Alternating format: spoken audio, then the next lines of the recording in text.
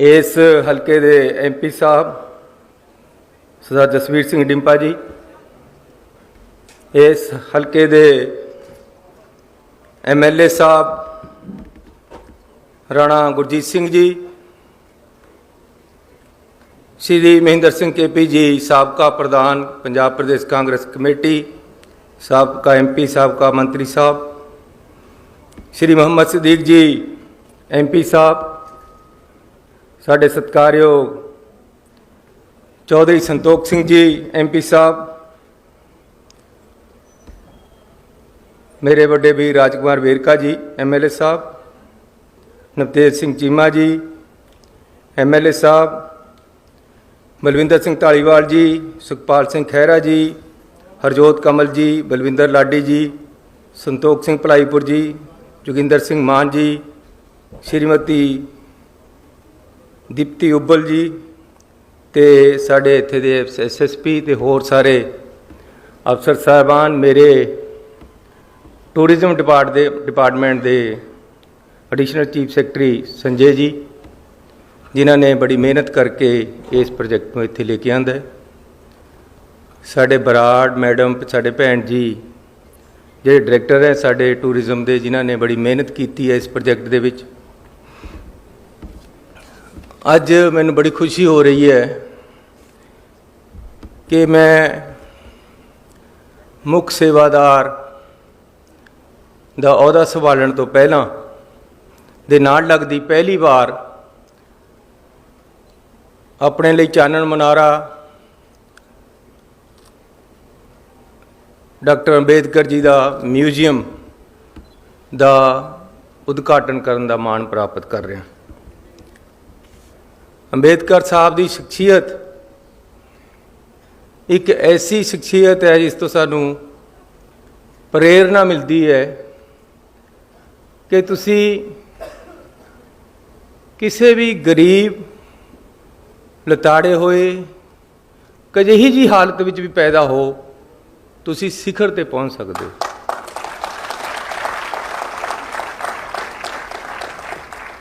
जरूरी नहीं तुहानू बहुत चंगा इन्वायरमेंट मिले अगे बढ़न वास्ते, संघर्ष दृढ़ता निष्ठा होनी चाहिए है अगे बढ़न लई, ते तुसी अगे बढ़ सकते हो। बिल्कुल गरीब परिवार च पैदा होके उन्होंने शिखर की पढ़ाई की, और सब तो बड़ी गल यह है कि अखीर तक पढ़ते रहे अपने जीवन के विच। अपने आप को स्ट्रेंथन करना लगातार जारी रखना चाहिए है। नौजवान वीर मेरे भैन इत्थे बैठियां, बच्चे बैठे है, इन्हां करके मैं एक दो गल्लां करनियां चाहुंदा। जद असीं अंबेडकर साहब वाल नूं देखते हैं तो सानूं ये सोच मिलती है जिहड़ा उन्होंने कहा कि पढ़ो, जोड़ो तो संघर्ष करो। जिंदगी दे विच अगे बढ़न वास्ते लगातार अपने आप को स्ट्रेंथन करते रहना जरूरी है, जिस तरह उन्होंने किया है। उन्होंने हालात जिस तरीके दे सीगे उदों तो मतलब ये सी कि तुहानूं पानी नहीं थी खूह तो भरन देंदे, दूर ही बैठना पैंदा सी। जे कोई बड़ा बंदा आ रहा है तो तुहानूं पासे होना पैंदा सी, नहीं तो फिर कोड़े खाने पैंदे सी। ऊच नीचता का इन्ना प्रभाव सी। अज तो उन्हां दी देन है और डेमोक्रेसी की देन है, जवाहर लाल नेहरू वर्गी चंगी सोच वर्गे बंदियां दी देन है उन्हां दे नाल कि अज असी किस तरीके दे नाल कट्ठे बैठे एक गुलदस्ता बनी बैठे हैं। असी उदों नहीं सी, लेकिन उन्हां हालातां विच भी अगे बढ़े। हालात कहे जे भी होण, तुहानूं एक टीचा बना के अगे बढ़ना पएगा, तुसीं बढ़ोगे। मंजिल उन्हीं को मिलती है जिनके सपनों में जान होती है। खाली पंखों से कुछ नहीं होता, हौसलों से परवान होती है। हौसले रखने पैणगे नौजवानों नूं अगे बढ़न वास्ते।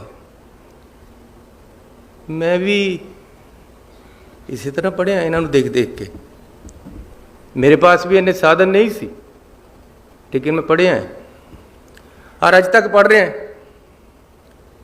अपने आप को हर रोज़ कोशिश करदा कि अपने आप को स्ट्रेंथन करा, ताकत लेके आवा अपने आप च।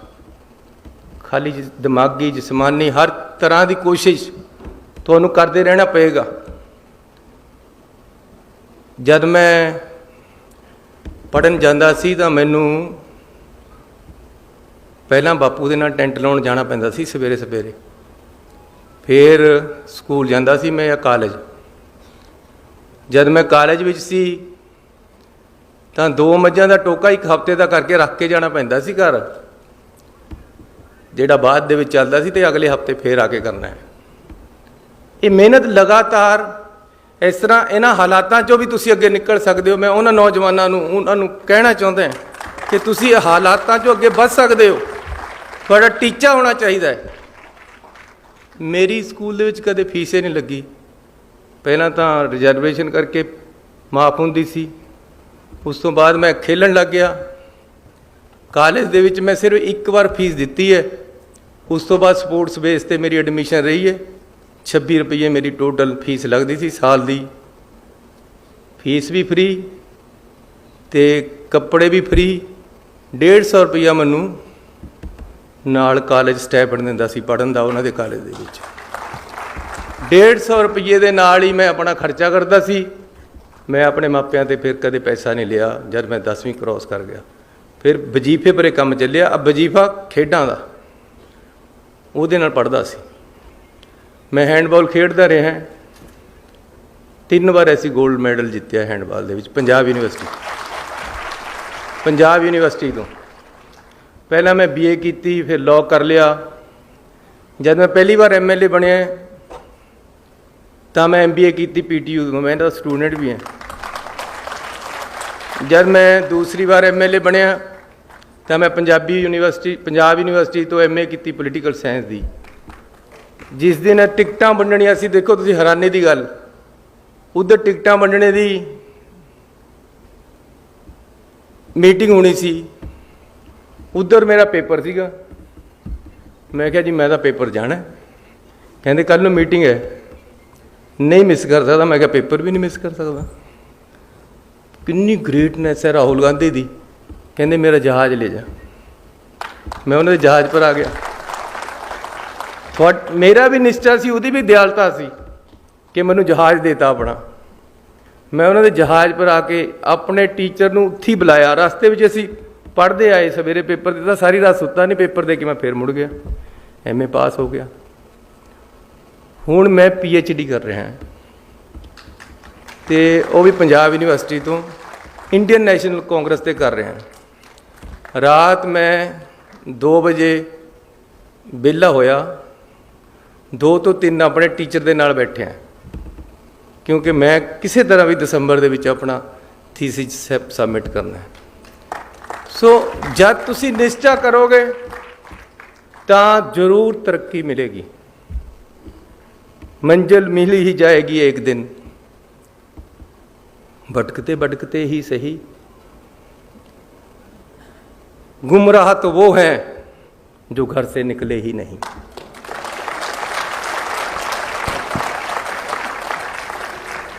सो नौजवान दोस्तों, आज तुहानूं जॉब मिली है।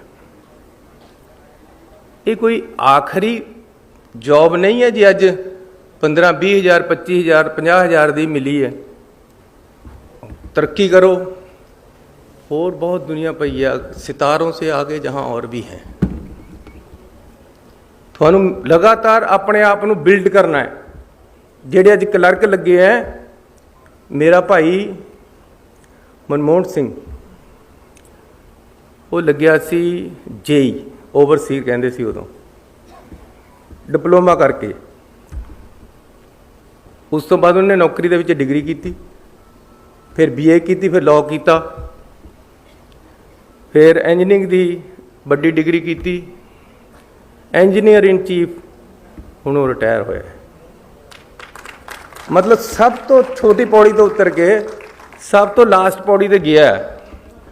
ਉਹਦਾ ਕਾਰਨ ਕਿਆ ਹੈ ਕਿ ਲਗਾਤਾਰ ਆਪਣੇ ਆਪ ਨੂੰ ਸਟਰੈਂਥਨ ਕਰਦਾ ਰਿਹਾ। ਇਸ ਲਈ ਮੈਂ ਪੰਜਾਬ ਦੇ ਨੌਜਵਾਨ ਨੂੰ ਬੇਨਤੀ ਕਰਨਾ ਚਾਹੁੰਦਾ ਕਿ ਉਹਦੇ ਵੱਲ ਦੇਖੋ। ਆ ਮੇਰੀ ਫੋਟੋ ਲੱਗੀ ਵੀ ਇਸ ਉਹਦੇ ਸਾਹਮਣੇ ਬਾਬਾ ਅੰਬੇਦਕਰ ਜੀ ਦੇ। ਮੈਂ ਕਿਹਾ ਯਾਰ ਜਿਹਨੇ ਆਹ ਬਣਾਇਆ, ਮੈਂ ਨਹੀਂ ਬਣਾਇਆ ਇਹ ਡਿਜ਼ਾਈਨ। ਮੈਨੂੰ ਬੜਾ ਚੰਗਾ ਲੱਗਿਆ ਕਿ ਮੈਂ ਉਹਦੇ ਵੱਲ ਨੂੰ ਦੇਖ ਰਿਹਾ ਤੇ ਉਹ ਮੇਰੇ ਵੱਲ ਨੂੰ ਦੇਖ ਰਿਹਾ। ਉਹਦੀ ਜ਼ਿੰਦਗੀ ਨੂੰ ਪੜ੍ਹੋ, ਉਸ ਤੋਂ ਸਿੱਖਿਆ ਲਓ, ਜ਼ਿੰਦਗੀ ਦੇ ਵਿੱਚ ਸੰਘਰਸ਼ ਕਰੋ ਤੇ ਫਿਰ ਅੱਗੇ ਵਧੋ। ਪੰਜਾਬ ਸਰਕਾਰ ਤੁਹਾਡੇ ਨਾਲ ਹੈ। ਜੋ ਪੰਜਾਬ ਸਰਕਾਰ ਤੋਂ ਕਰਾਉਣਾ ਚਾਹੁੰਦੇ ਆ ਮੈਨੂੰ ਦੱਸੋ, ਮੈਂ ਤੁਹਾਡੇ ਵਾਸਤੇ ਹਾਜ਼ਰ ਹਾਂ ਵਿੱਚ ਬੈਠਾ। ਮੇਰਾ ਕਿਹੜੇ ਟੈਲੀਫੋਨ ਬੰਦ ਹੁੰਦਾ?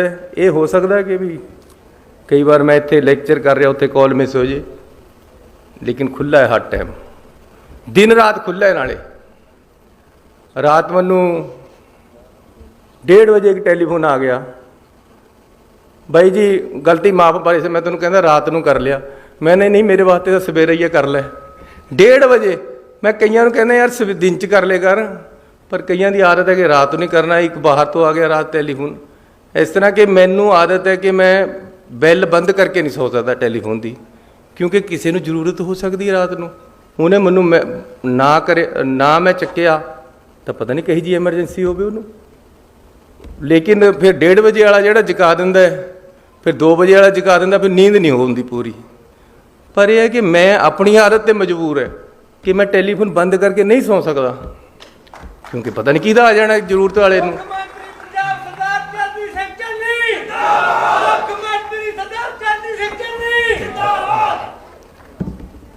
ਮੈਂ ਲਿਖ ਕੇ ਕੁਝ ਹੋਰ ਲਿਆਇਆ ਸੀ, ਉਹ ਮੈਨੂੰ ਮੇਰੇ ਅਫਸਰ ਕਹਿੰਦੇ ਯਾਰ ਅਸੀਂ ਲਿਖ ਕੇ ਕੁਝ ਹੋਰ ਦਿੰਦੇ, ਤੁਸੀਂ ਬੋਲ ਕੁਝ ਹੋਰ ਆਉਂਦੇ ਹੋ। ਮੈਨੂੰ ਨਹੀਂ ਆਉਂਦਾ ਪਸੰਦ ਲਿਖਿਆ ਵਾ, ਮੈਂ ਆਪਣੇ ਦਿਲ ਤੇ ਬੋਲਦਾ, ਜੋ ਮੇਰੇ ਅੰਦਰ ਹੈ ਮੈਂ ਉਹ ਬੋਲਦਾ। ਮੇਰੇ ਅੰਦਰ ਇਹ ਹੈ ਕਿ ਮੈਂ ਪੰਜਾਬ ਨੂੰ ਅੱਗੇ ਲੈ ਕੇ ਜਾਣਾ ਚਾਹੁੰਦਾ ਹਾਂ। ਮੈਨੂੰ ਤੁਸੀਂ ਮੁੱਖ ਮੰਤਰੀ ਬਣਾਤਾ, ਮੇਰੇ ਭਾਂਡੇ ਵਿੱਚ ਤਾਂ ਇੰਨੀ ਜਗ੍ਹਾ ਵੀ ਨਹੀਂ ਸੀ ਜਿੰਨੀ ਤੁਸੀਂ ਪਾਤੀ ਹੈ। ਲੇਕਿਨ ਹੁਣ ਮੈਂ ਉਹਨਾਂ ਦੇ ਭਾਂਡੇ ਭਰਨਾ ਚਾਹੁੰਦਾ ਜਿਨ੍ਹਾਂ ਦੇ ਭਾਂਡੇ ਅੱਜ ਤੱਕ ਨਹੀਂ ਭਰੇ, ਖਾਲੀ ਪੇ ਢੀਕ ਰਹੇ ਪਾੜੇ। ਮੈਂ ਉਹਨਾਂ ਪੰਜਾਬੀਆਂ ਨੂੰ, ਉਹਨਾਂ ਪੰਜਾਬ ਦੇ ਨੌਜਵਾਨਾਂ ਨੂੰ ਅੱਗੇ ਲੈ ਕੇ ਜਾਣਾ ਚਾਹੁੰਦਾ ਜਿਨ੍ਹਾਂ ਨੂੰ ਓਪਰਚੁਨਿਟੀ ਨਹੀਂ ਮਿਲ ਰਹੀ।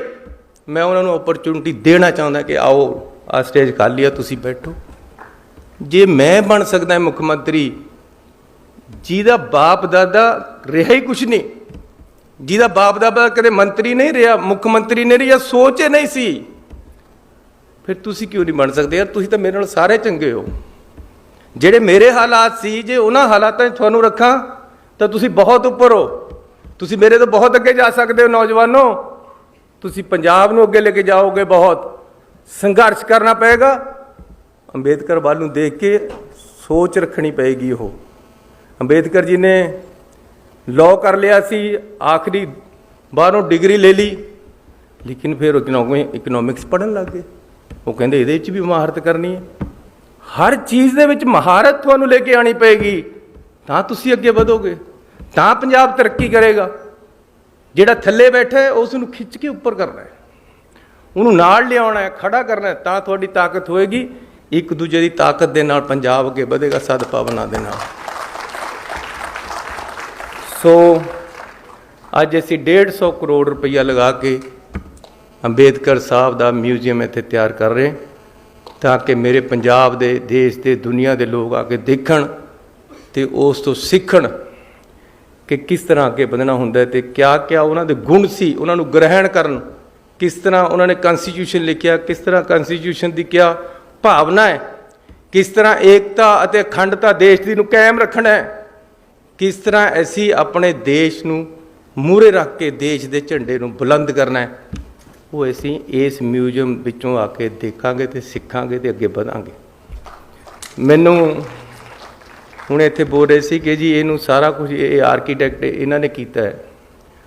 ਅਸੀਂ ਡਿਸਕਸ ਕਰਨ ਲੱਗੇ ਕਿ ਜੀ ਇਹ ਮਿਊਜ਼ੀਅਮ ਬਣਾਉਣਾ ਮੇਰੀ ਦਿਲ ਦੀ ਸੋਚ ਹੈ ਵੀ ਆਪਾਂ ਬਣਾਉਣਾ। ਮੈਂ ਧੰਨਵਾਦ ਕਰਦਾ ਪਿਛਲੇ ਮੁੱਖ ਮੰਤਰੀ ਜੀ ਦਾ, ਮੈਂ ਉਹਨਾਂ ਨੂੰ ਜਾ ਕੇ ਕਿਹਾ, ਉਹ ਕਹਿੰਦੇ ਬਣਨਾ ਜ਼ਰੂਰੀ ਹੈ, ਬਣਾਓ। ਮੈਨੂੰ ਉਹਨਾਂ ਨੇ ਹੱਲਾਸ਼ੇਰੀ ਦਿੱਤੀ ਕੈਪਟਨ ਅਮਰਿੰਦਰ ਸਿੰਘ ਨੇ ਕਿ ਬਣਾਓ ਚੰਨੀ ਜੀ, ਤੁਹਾਡੀ ਸੋਚ ਹੈ, ਤੁਸੀਂ ਕਰੋ।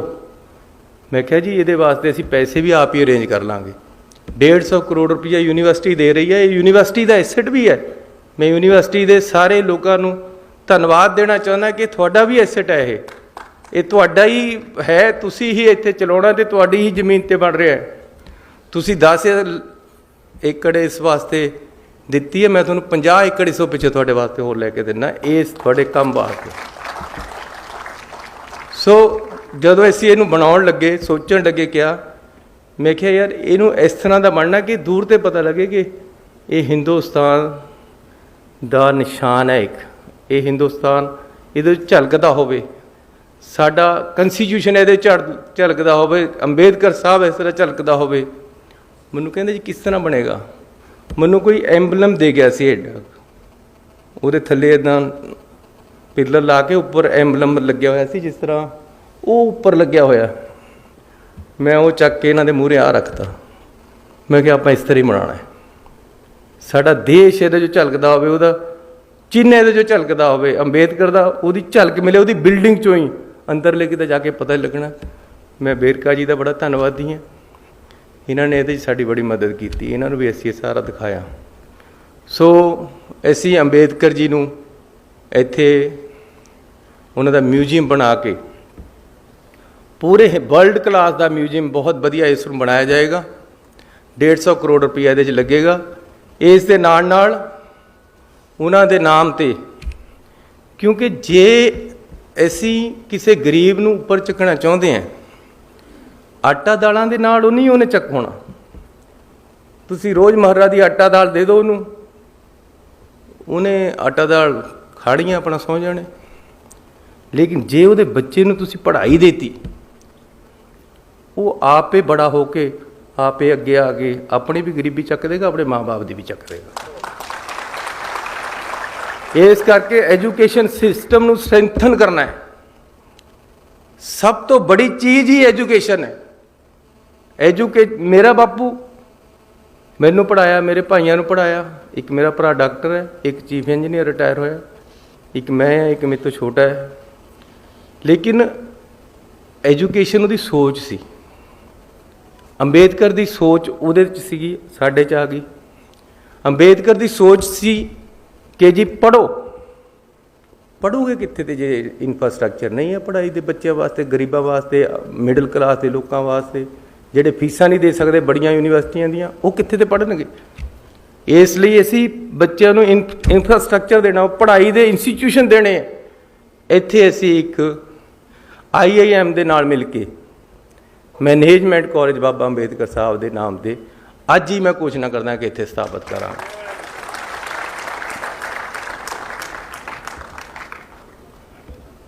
ਉਹਦਾ ਨਾਮ doctor Bhim Rao Ambedkar institute of management ਹੋਏਗਾ। IIM ਦੇ ਲੈਵਲ ਦਾ, ਅੰਮ੍ਰਿਤਸਰ ਦੀ IIM ਦੇ ਨਾਲ ਮਿਲ ਕੇ ਇਹ ਇੰਸਟੀਚਿਊਟ ਬਣੇਗਾ। ਇੱਕ ਸਕੂਲ ਆਫ ਅੰਬੇਦਕਰ ਥਾਟਸ ਦਾ ਬਣੇਗਾ ਇੱਥੇ, ਤਾਂ ਕਿ ਉਹਨਾਂ ਦੀ ਜਿਹੜੀ ਸੋਚ ਹੈ ਉਸ ਨੂੰ ਅੱਗੇ ਵਧਾਇਆ ਜਾ ਸਕੇ। Bharat Ratna doctor Baba Sahib Ambedkar centre for research in equality and development, ਇੱਕ ਇਹ ਇੱਥੇ ਬਣਾਵਾਂਗੇ। ਇੱਕ ਮੈਨੇਜਮੈਂਟ ਦਾ ਕਾਲਜ ਬਣੇਗਾ। ਇੱਕ ਜਿਸ ਤਰ੍ਹਾਂ ਡਿੰਪਾ ਜੀ ਨੇ ਦੱਸਿਆ ਸੀ, ਚਮਕੌਰ ਸਾਹਿਬ ਦੇ ਵਿੱਚ ਸਕਿੱਲ ਯੂਨੀਵਰਸਿਟੀ ਬਣਾ ਰਹੇ ਹਾਂ। 2 ਮੈਡੀਕਲ ਕਾਲਜ ਜਿਹੜੀ ਗੱਲ ਕਰਕੇ ਗਏ ਸਾਡੇ ਸਤਿਕਾਰਯੋਗ MLA ਸਾਹਿਬ ਰਾਣਾ ਜੀ, ਉਹਨਾਂ ਦੀ ਅਸੀਂ ਬੜੀ ਛੇਤੀ ਸ਼ੁਰੂਆਤ ਕਰ ਦਾਂਗੇ ਰਾਣਾ ਜੀ, ਇਹਦੇ ਦੇਰ ਨਹੀਂ ਲੱਗੇਗੀ। ਕਿਉਂਕਿ ਮੈਂ ਹਮੇਸ਼ਾ ਕਹਿੰਦਾ ਕਿ ਜੇ ਸਾਡੇ ਸਰਕਾਰੀ ਸਕੂਲਾਂ ਦੇ ਵਿੱਚ ਸਾਇੰਸ ਹੀ ਨਹੀਂ ਹੈ, ਜੇ ਮੈਡੀਕਲ ਕਾਲਜ ਦੀਆਂ ਗਰੁੱਪ ਹੀ ਨਹੀਂ ਹੈ, ਫਿਰ ਸਾਡੇ ਗਰੀਬਾਂ ਦੇ ਜਿਹੜੇ ਮਿਡਲ ਕਲਾਸ ਦੇ ਲੋਕਾਂ ਦੇ ਡਾਕਟਰ ਅਤੇ ਇੰਜੀਨੀਅਰ ਕਿੱਥੋਂ ਬਣਨੇ ਆ? ਅਸੀਂ ਪੰਜਾਬ ਦੇ ਸਕੂਲਾਂ ਦੇ ਵਿੱਚ ਸਾਇੰਸ ਬਲਾਕ ਅਤੇ ਮੈਡੀਕਲ ਐਜੂਕੇਸ਼ਨ ਦਾ ਬਲਾਕ ਬਣਾਵਾਂਗੇ ਸਾਰਿਆਂ 'ਚ, ਤਾਂ ਕਿ ਡਾਕਟਰ ਇੰਜੀਨੀਅਰ ਚੰਗੇ ਪੈਦਾ ਹੋਣ। ਅਤੇ ਜਿਹੜੇ 2 ਇੱਥੇ ਮੈਡੀਕਲ ਕਾਲਜ ਬਣ ਰਹੇ, ਇੱਕ ਇੱਥੇ ਬਣੇਗਾ, ਇੱਕ ਬਣੇਗਾ ਹੁਸ਼ਿਆਰਪੁਰ ਦੇ ਵਿੱਚ। ਇਹਨਾਂ ਨੂੰ ਅਸੀਂ ਬੜੀ ਛੇਤੀ परमात्मा ने मेरे हत्थ से काम कराना होया तो बड़ी छेती असीं नींह पत्थर रखण आवांगे राणा जी, ये जरूर करांगे। एक साडे पास बिल्डिंग पड़ी है, क्योंकि मैनू गुरु नानक साहब जी का 550वां जन्म दिहाड़ा मनाउण दा सुभाग प्राप्त होया सी। कैप्टन अमरिंदर सिंह जी ने ड्यूटी लगाई सी कि तुसीं ये काम संभो, तो मैनू इस गल की खुशी है कि वर्ल्ड वाइड इस गल की प्रशंसा हुई कि पंजाब सरकार ने जो गुरु नानक साहब का जन्म दिहाड़ा मनाया, जन्म साल मनाया, बहुत जबरदस्त उसकी शोभा चारे पासे सरकार को मिली। उत्थे साडी एक बिल्डिंग पई है, उहदे विच एक सुल्तानपुर लोधी असीं एक ITI कॉलेज खोलांगे। ये भी मैं ऐलान करके जा रहा, तो बड़ी छेती ऐसी इसे साल तो क्लासां शुरू कर देणियां। तुहानूं बधाई होवे इस चीज़ की। भुलੱਥ दे विच एक ब्लॉक दे विच असीं एक ITI खोलनी है, ਉਹਦੇ ਤੇ 11 करोड़ रुपया 10 करोड़ रुपया लगेगा। तो असी वो भी भुलੱਥ ਦੇ MLA साहब बैठे हैं, इन्होंने मैं बेनती करदा कि सानू जगह दस दो, जगह तुसी देनी है, पैसे असी लावांगे। राणा जी मेरे बहुत ही सत्कारयोग आगू है, अगाह बधू है, इन्हां दी सोच है, एक विजन है, मैं उसका सत्कार करदा। इन्होंने मैनू कहा कपूरथले वास्ते 10 करोड़ रुपया कपूरथले के शहर में असीं देवांगे। इन्हां मूहरे थान सिट देना, जिथे जिथे सुआ के जिहड़ा जिहड़ा कुछ पाउणा पा लवे। एक 4 करोड़ रुपया इन्हां नूं चाहीदा है, कुछ तारां शिफ्ट करनियां, वो भी इन्हां पास पहुँचेगा। सो एक विजन दे नाल, एक सोच दे नाल, अगाह वधू सोच दे नाल पंजाब नूं अगे लेके जाना है।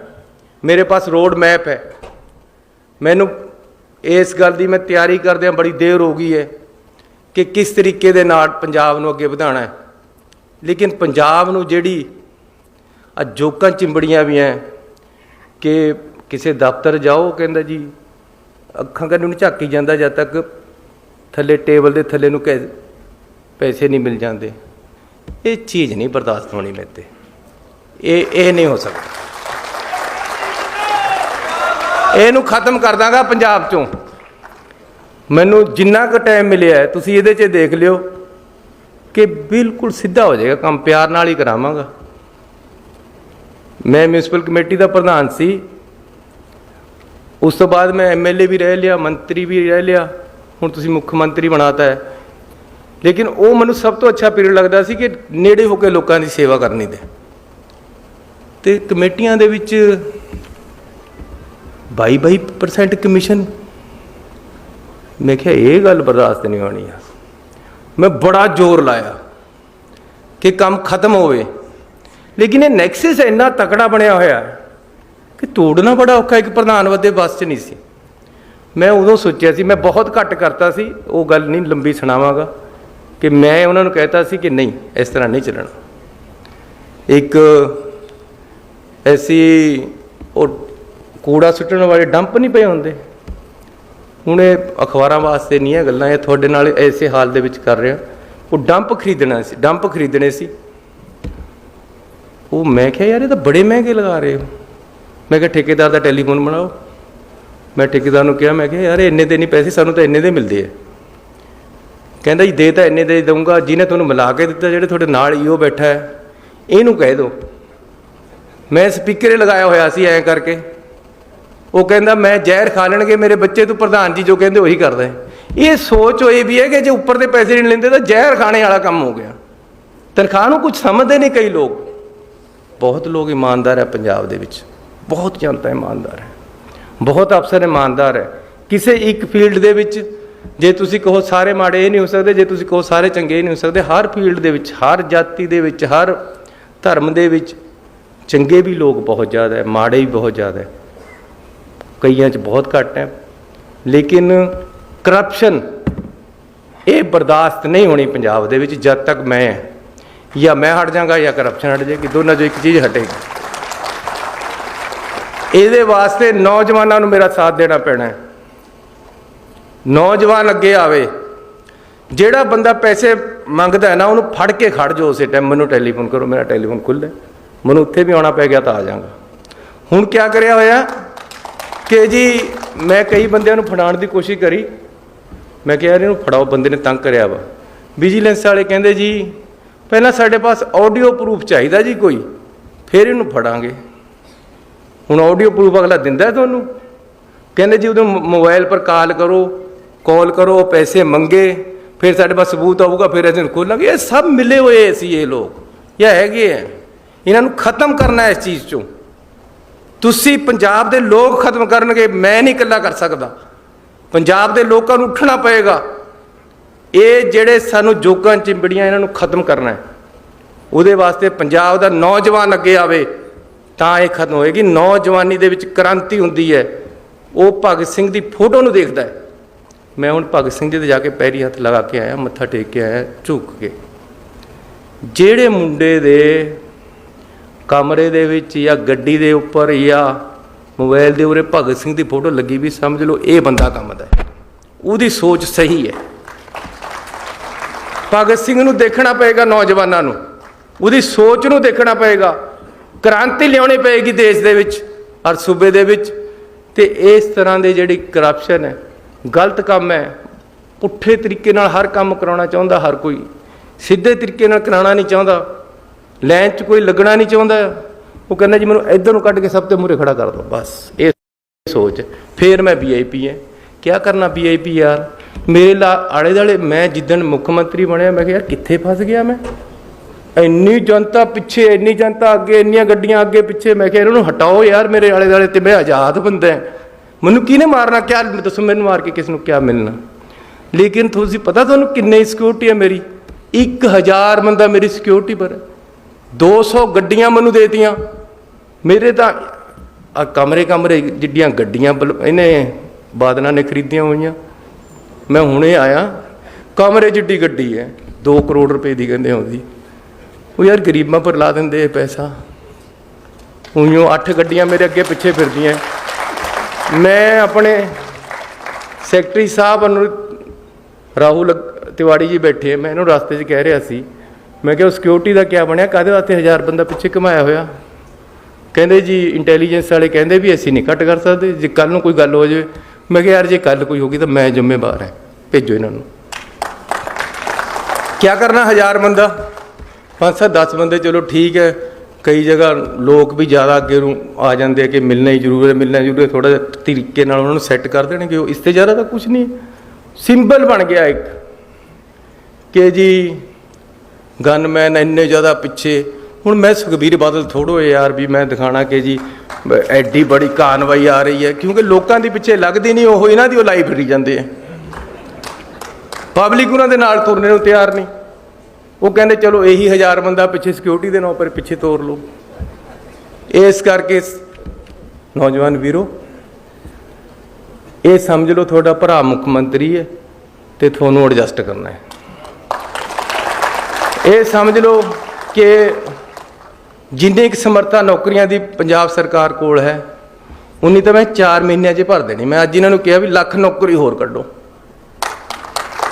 आ तुसी देखो साडे पिछे मेरी इन्नी लड़ाई हुई, हुण एक मंत्री की जिन्नी कैबिनेट चलती उन्नी की चलेगी ना। कहंदे जी क्लास D दियां नौकरियां आउटसोर्स करनियां। मैं क्या भी क्लास D दियां ही काहते करनियां, फिर क्लास A दियां भी कर लो। क्लास D दे विच हुण गरीब भर्ती हुंदा चपड़ासी, होर तां किसी ने लगना नहीं। ड्राइवर टैक्नीशियन जिन्ने क्लास D दे विच है, वो मेरे डायरैक्टर बैठे, मैं इन्हां दी फाइल पर लिख के भेजिया भी नहीं इस तरह हो सकता, हुण मैं कर देना। हुण मेरे पास आ गई वो कल क्लास D दे भी रेगूलर ही भर्ती होणगे। वो किते होर ते आए आ, वो काहते नहीं भर सकते बई। या फिर A क्लास वाले भी आउटसोर्स कर लो, B वाले भी आउटसोर्स कर लो। अफसर तो लगेगा पक्की तनख्वाह पर 2.25 लाख रुपया, जिहदी 11,000 तनख्वाह है वो आउटसोर्स पर लगेगा। सारी उम्र ऊपर ते तलवार लटकती रहिंदी है कि जी अज कट देवें अज कट देवें, क्योंकि नौकर तो आउटसोर्स है या कॉन्ट्रैक्ट ते है।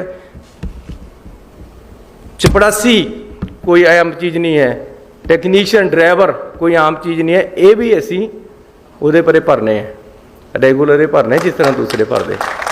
सो मैं थोड़ा ज़्यादा ही टाइम ले गया कुछ। थोड़ा बहुत धन्यवाद। परमात्मा तुहानूं तरक्कियां बख्शे। अंबेदकर जी की सोच उन्हां दे ਦੱਸੇ ਹੋਏ ਰਸਤੇ ਤੇ ਅਸੀਂ ਚੱਲੀਏ। ਹਿੰਦੁਸਤਾਨ ਦੇ ਸੰਵਿਧਾਨ ਨੂੰ ਤਕੜਾ ਰੱਖੀਏ, ਦੇਸ਼ ਦੇ ਵਿੱਚ ਨਿਸ਼ਠਾ ਰੱਖੀਏ, ਦੇਸ਼ ਦੇ ਵਿੱਚ ਏਕਤਾ ਬਣੀ ਰਹੇ। ਕੋਈ ਸਾਡੇ ਵੱਲ ਨੂੰ ਝਾਕਦਾ ਨਹੀਂ, ਕੋਈ ਪਾਕਿਸਤਾਨ ਸਾਡਾ ਬੈਰੀ ਨਹੀਂ ਬਣ ਸਕਦਾ ਜੇ ਅਸੀਂ ਆਪ ਇਕੱਠੇ ਰਹਾਂਗੇ। ਇਸ ਕਰਕੇ ਏਕਤਾ ਰੱਖੋ, ਤਕੜੇ ਹੋ ਕੇ ਦੇਸ਼ ਨੂੰ ਅੱਗੇ ਲਿਜਾਣ ਲਈ ਨੌਜਵਾਨ ਅੱਗੇ ਆਵੇ ਤੇ ਆਪਾਂ ਸਾਰੇ ਆਪਣੇ ਸੂਬੇ ਨੂੰ ਇੰਨਾ ਵਧੀਆ ਬਣਾ ਦਈਏ ਕਿ ਲੋਕ ਕਹਿਣ ਵੀ ਇਹ ਪੰਜਾਬ ਕਰਾਂ ਕੀ ਸਿਫਤ ਤੇਰੀ, ਸ਼ਾਨਾਂ ਦੇ ਸਭ ਸਮਾਨ ਤੇਰੇ। ਬਹੁਤ ਧੰਨਵਾਦ।